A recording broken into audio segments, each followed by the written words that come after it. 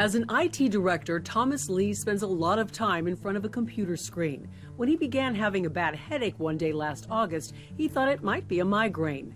And I continued to work for a few hours, and then I'm like, this is ridiculous. I'm just gonna go home. Maybe I'm, getting COVID, the flu.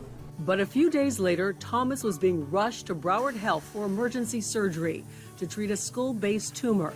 Neurosurgeon Dr. Daniel Klinger says that's an abnormal growth that happens behind the nose and eyes, right near the ear and along the base of the skull by the pituitary gland. And then cause symptoms by pressure on the brain or pressure on critical structures. So in this case, the patient had a pituitary tumor, and that's a benign tumor. It's one of the more common types of benign tumors that we see. Dr. Klinger and his team at Broward Health used an innovative surgical technique that uses the nostrils and the nasal sinuses as natural pathways to remove the tumor. You think about our nasal sinuses, those are air-filled passages, so we create a kind of a corridor there to access the base of the skull so that we can remove the tumor from below so we're not disturbing the normal brain. Because of the size and location of the tumor, there were concerns it could permanently damage his vision, but it has returned 100%. And I definitely, last year, felt like I won the Powerball.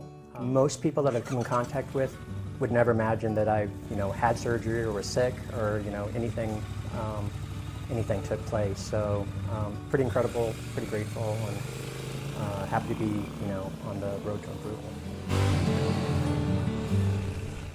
Another minimally invasive approach is called the keyhole surgery, which is done through a very small opening in the skull that limits damage to the surrounding scalp and muscle, and most importantly, the brain tissue.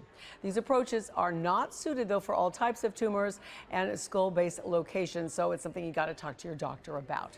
With today's Healthcast, I'm Christy Kruger.